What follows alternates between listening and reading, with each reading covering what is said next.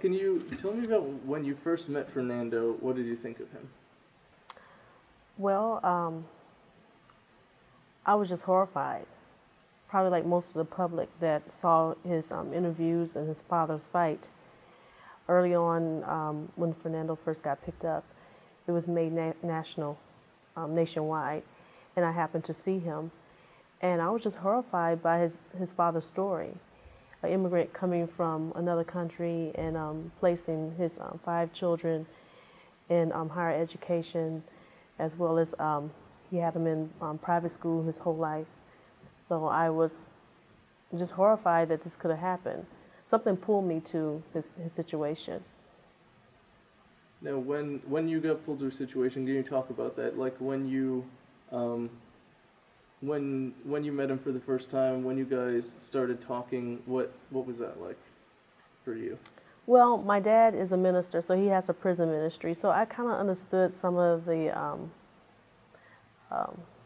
I wasn't as afraid as probably most people would be, since my father had exposed me to the prison ministry. But my idea was to go in to give Fernando hope and to not give up.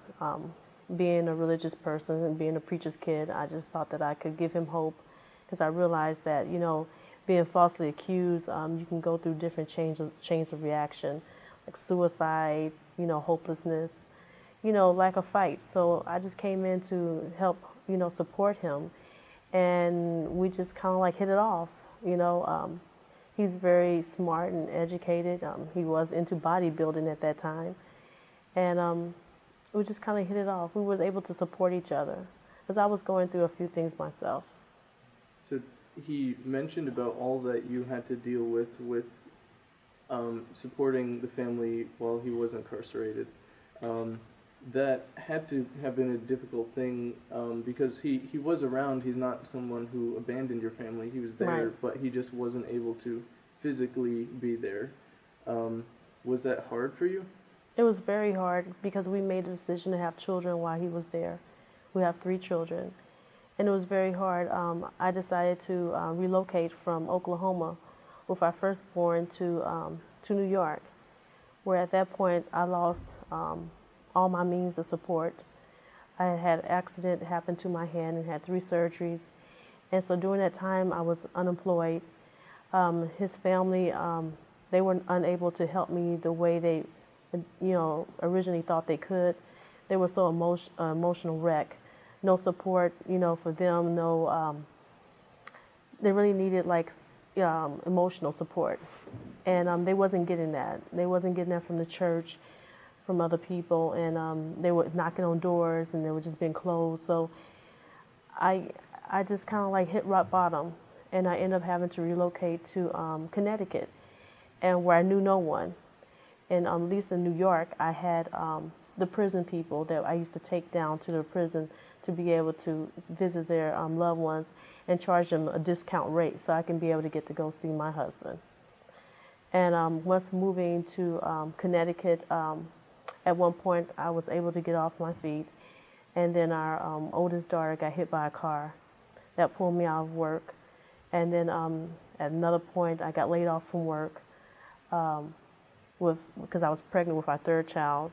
So we had a lot of ups and downs, and I had to keep it a secret, because people just didn't believe me, or they would judge me. They just felt like even I was a criminal or he was a criminal, or try to talk me out of supporting him.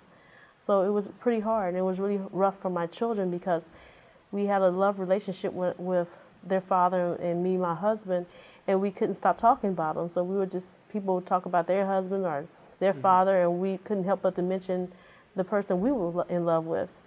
And then we had to like kind of live behind a lie, make up a story, because whenever we let people in too much, then they become judgmental. It seems like you said ups and downs, but there were a lot of downs that you just described there, and you seem very happy now, but how were you able to go through all of that? You listed a lot of very difficult times that you had, and what made you stay together? What made you stay so strong? Well, I guess in my case, I had supportive parents. Even though they were miles away, 1,900 miles away in Oklahoma, they always remind me of my commitment. And we're praying people. And they just came in to try to support me. My mom would come from Oklahoma when it was time for me to have the babies. And she just gave me moral support, friendship. She would go visit my husband, and she developed a relationship with him herself. It was just hard, but at the same time, I was in love with him. I'm still am, and and I just was so horrified by what Judge Bradley did. Judge Bradley seemed like he was in bed with the prosecutor, Prosecutor Rodriguez, and that just kind of, it made me fight more. It made me believe more, and just be able to push the issue and push my husband to not give up, even though it took 11 appeals. And if you're going to describe him now, just your life is much different now. He's doing a lot of public speaking, and it seems like a very hopeful outlook that he has. How would you describe him? Well, I feel like he's a motivated person. He's found his truth, his voice. After 18 years of no one believing you, not having a voice, he's able to have a voice, and he knows how to use it. And even though they tried to put him down and give him the scarlet letter, he's rose above that, and now he can tell the world about it, and to prevent the Rodriguezes of the world, to prevent the Judge Bradleys in the world, that prevent this to happen to anyone, because this really can happen to anyone, in any race, any background. And that's why we make it our mission as a team to travel the country and outside the country to motivate people, and even in their own situations that they're going through. One thing that I didn't ask about, how did your kids take it? What kind of like day-to-day life was it for them, having to, as you said, like have to live a lie almost? What was it like for them? Were they able to handle it okay? Well, the oldest one, she didn't get to do her Sweet 16. She got hit by a car. So then she started, I wouldn't say making bad choices, but she kind of like gave up. She was in college, and then when he came home, he had post-traumatic stress issues, and he was withdrawn from a lot of things. Us kids, he wanted to find solitude in this little bitty bedroom where my son sleeps, because it's tiny, like a cell. It just had a window, and he was excited about the window. So it really had an impact on her, that she did drop out of school and get married, give us a grandbaby. She's back in school now because we got her back on track. She realizes that her father was, emotionally broke down. And as for our middle child, she's an advocate. She's 11 years old. I mean, she's just a combination of both of us, and she just stands up for whatever, anybody's rights.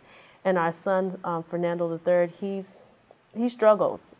This morning he woke up and he didn't see his dad. I guess Fernando was in the shower, and he was like, I just want to go see him. Where is he? Where is he? I'm like, okay, we have to go to school. We have to, well, where is he? Where is he? He just becomes a nervous wreck because he really thinks that someone's going to come and take his dad away. And you mentioned a little bit now, especially with Fernando III, what it's like now, now that we are in 2013, and you mentioned you guys are traveling. He goes on trips with the family, and that your oldest child is now more on track. Is it a more happy situation for you guys? Are you guys in general a happy family, would you say? I see it coming together. I mean, we just sent our oldest daughter, Shayla, today to Atlantic City to enjoy, a trip, because she's always in school or working. She's never able to go on the trips now that she's adult, and then she's in school so much. So we sent her to a trip today. I feel like we're getting back our normal. There's going to be some work with our son and Fernando III. Carissa, she's just an advocate. It kind of worked out best in her situation. But as for the parents, they really need to get into some therapy so they can be able to deal with this, so they can be able to grow and heal the way we have.